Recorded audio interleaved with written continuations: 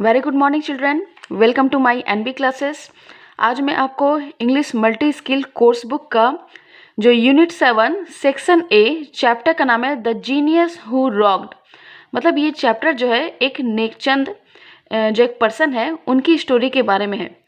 Actually ये एक transport official थे, नॉर्थ इंडियन सिटी में चंडीगढ़ में ये काम करते थे। इन्होंने चंडीगढ़ में रॉक गार्डन बनाया। आपने तो सुना ही होगा कि रॉक गार्डन बहुत फेमस है, तो उसी के बारे में उन्हीं के बारे में ये स्टोरी में इस चैप्टर में उनके बारे में बताया गया है। तो चलिए शुरुआत करते हैं इसका क्वेश्चन आंसर से, और साथ ही साथ उसका मैं आपको एक्सप्लेनेशन भी बताते जाऊंगी ताकि आपको चैप्टर का जो मीनिंग है वो भी समझ में आ जाए। उससे पहले आप मेरे इस चैनल को सब्सक्राइब कर दें ताकि मेरे हर वीडियो का आपको नोटिफिकेशन मिलते जाए। तो चलिए शुरुआत करते हैं इस चैप्टर को पढ़ना। एक छोटा सा यहाँ कुछ लाइंस दिया हुआ है, उसको मैं आपको पढ़ के सुनाती हूँ और उसका मीनिंग बताती हूँ। Waste is not always useless और टू बी थ्रोन अवे। बोलता है कोई भी चीज़ वेस्ट या कूड़ा करकट कचरा जो भी होता है वो यूजलेस नहीं होता है कि उसको फेंक दे हम। Read about this genius. ये जो जीनियस है इनका नाम नेकचंद है, वो जीनियस थे कैसे?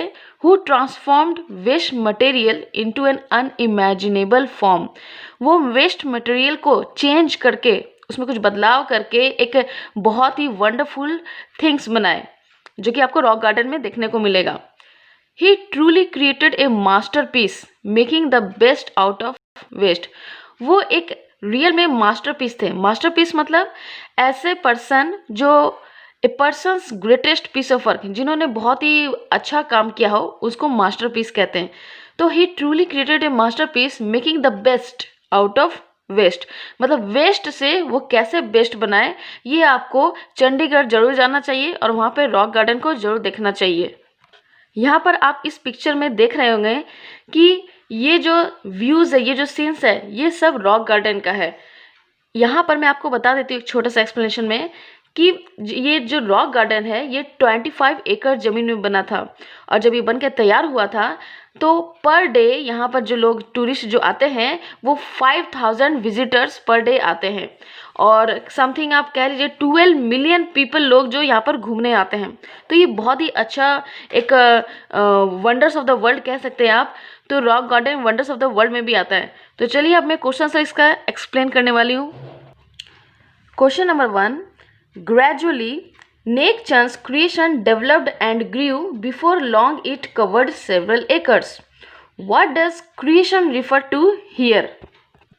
Now the answer is the creation here refers to the garden area where Neckchand sculpted a few figures recycled from the materials he found at hand.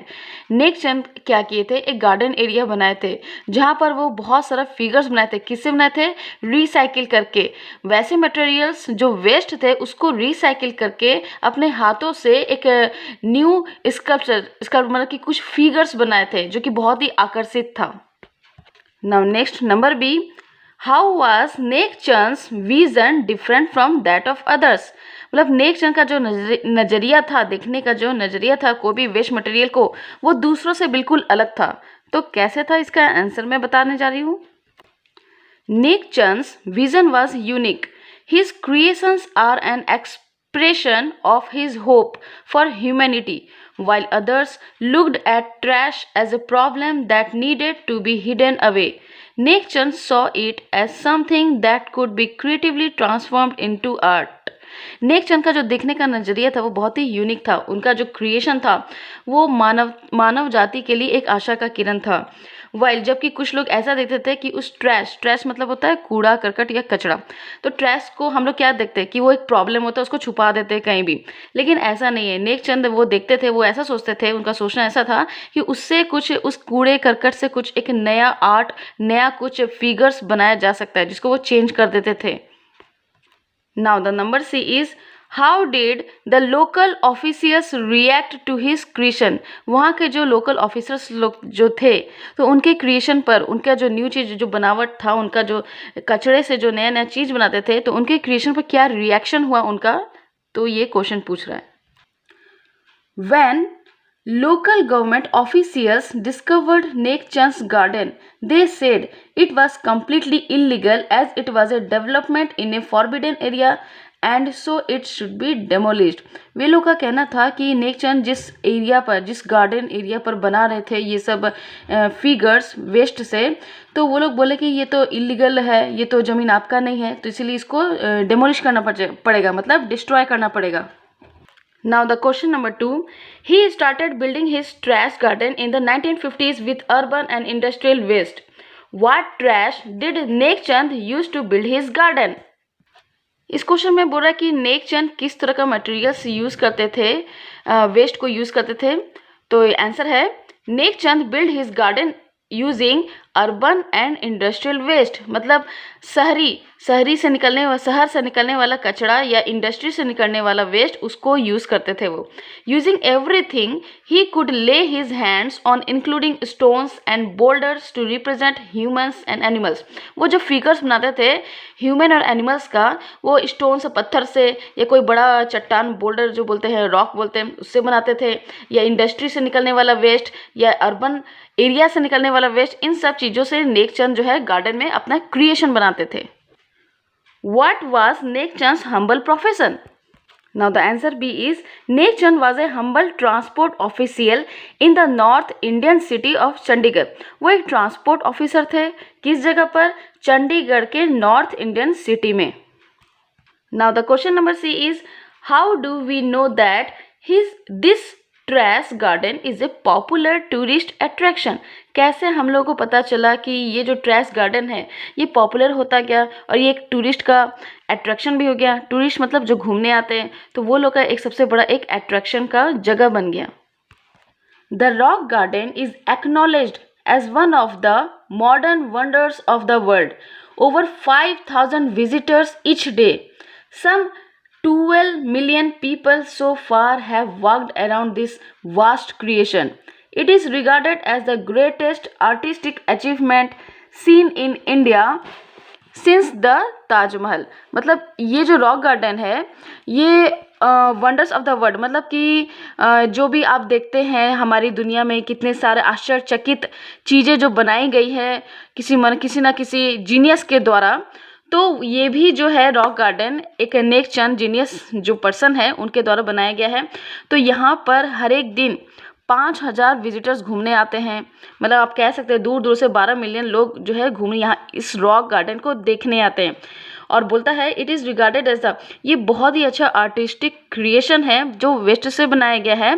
Taj Mahal जब बना था उसी के टाइम से ये देखा जा रहा है. और मैं कहूँगी आपको कि आप लोग को भी रॉक गार्डन जाना चाहिए और देखना चाहिए कि नेकचंद का क्रिएशन किस प्रकार का है और उसमें क्या क्या वेस्ट मटेरियल को यूज़ करके उन्होंने एक नया क्रिएशन दिया है. अब मैं आपको थिंक एंड राइट का क्वेश्चन आंसर बताने वाली हूँ. Number 1, the rock garden is now acknowledged as one of the modern wonders of the world. Y?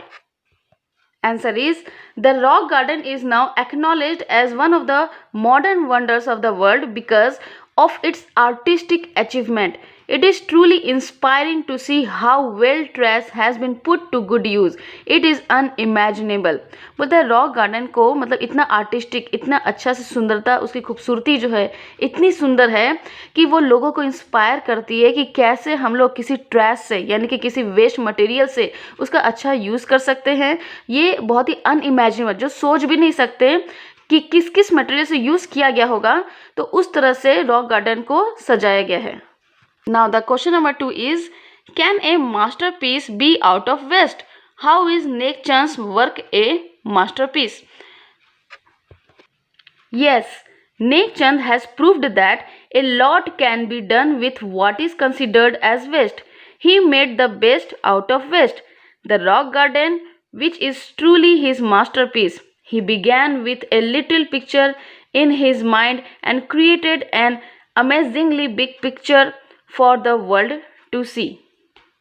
Now the question number 3 is, if the local government had not given permission and assistance to Nekchand, what kind of problems would he have faced? Would he be as famous as he is today? Answer 3.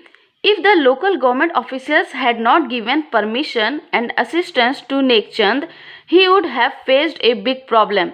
Probably his dream would have been shattered. Nobody would have known this great visionary, and we would have lost the opportunity to learn something वर्दी।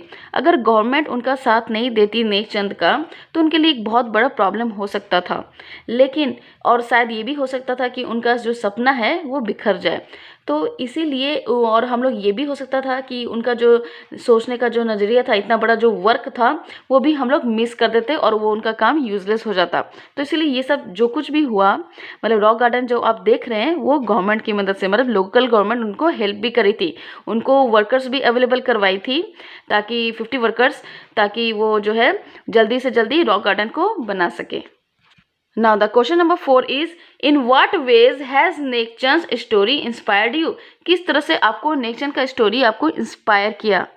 Now the answer is, answer 4, नेकचंद्स creation is truly an expression of hope for a better and cleaner environment. He taught the world how one can make use of what seems to be useless and that too in an artistic manner.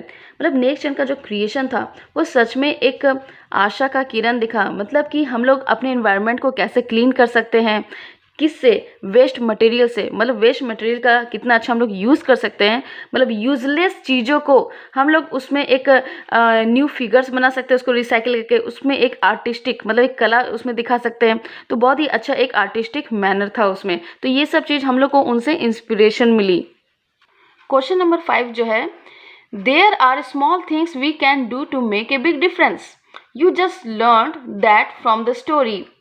What small things can you do to make a difference in a environment. बोलता है किसी भी छोटे छोटे चीज़ों से आपके आसपास के वातावरण में, एनवायरनमेंट में, घर में, कहीं पर भी आपको जो भी चीज़ें मिलती हैं उससे आप क्या बड़ा चीज़ बना सकते हैं, ये आपको अपने ओपिनियन में लिखना है, अपने विचार में लिखना है। तो ये आप लोग बच्चों खुद से कर लेना। मैं आपको अब इसका ट्रू एंड फॉल्स बताने वाली हूँ, और यहाँ पर लिखा हुआ है कि जो स्टेटमेंट फॉल्स है उसको करेक्ट भी करना है। तो चलिए शुरुआत करते हैं, ट्रू और फॉल्स। तो पहला क्वेश्चन है A number, Nek Chand was 53 years old when he started working on the rock garden. False. तो इसका सही आंसर होगा, आप यहाँ पर देखें, Nek Chand started working on his trash garden in 1950s। वो ट्रैश गार्डन में काम करना कब से स्टार्ट किए थे? 1950s में। Next question. Now the question number B is, he cleared a patch in a garden to begin his work. यानी कि वो एक गार्डन का एक छोटा सा एरिया लिए थे और उसी में अपना काम शुरू किए थे। तो ये स्टेटमेंट सही है। Number C, the rock garden was nearly demolished when Nek Chand began working on it. बोलता है रॉक गार्डन जो है डेमोलिश होने वाला था, क्योंकि नेकचंद जब उसमें काम करने लगे तो लोकल गवर्नमेंट बोले कि नहीं, आप तो इलीगल, मतलब फॉरबिडन एरिया पे काम कर रहे हैं, तो इसलिए डेमोलिश करना पड़ेगा। तो ये स्टेटमेंट भी सही है। Now the question number D is, Nek Chand managed to get a workforce of 50 labours on his own. बोल रहा है कि नेकचंद अपने खुद से ही मैनेज करके 50 लेबर्स को खुद से ही लाए थे। नहीं, तो ये स्टेटमेंट गलत है, क्योंकि गवर्नमेंट हेल्प करी थी। तो इसका आंसर है, सही स्टेटमेंट ये होगा, Nek Chand was given A work force of 50 labours by the local government of Chandigarh. Okay, now the last number E is, number E, Nek Chand received praise and acclaim for his work. Yes, Nek Chand के इस creation को, इस बहुत ही अच्छे creation कह सकते हैं जिसको वेस्ट मटेरियल से हम लोग एक रिसाइकिल करके एक आर्टिस्टिक व्यू दिया गया, तो उसके लिए उनको प्रेज भी किया गया और उनको इसके लिए बहुत अच्छे पैसे भी मिले। तो हम लोग को ये समझाने की कोशिश की नेकचंद कि हम लोग अपने वेस्ट मटेरियल से कैसे कोई चीज़ एक नया क्रिएशन कर सकते हैं। तो ये था इस चैप्टर का क्वेश्चन आंसर। आई होप आपको इस चैप्टर का मीनिंग भी समझ में आ गया होगा, और अगर आपको किसी भी चैप्टर का क्वेश्चन आंसर चाहिए तो प्लीज़ मेरे कमेंट बॉक्स में भी लिखें और मेरे इस चैनल को सब्सक्राइब भी करें, ताकि जैसे मैं आपकी हेल्प कर रही हूँ वैसे भी आप मुझे मेरे इस चैनल को सब्सक्राइब करके मुझे भी मोटिवेट करें, इंस्पायर करें। तो आज के लिए इस वीडियो में इतना ही। Thank you, bye bye.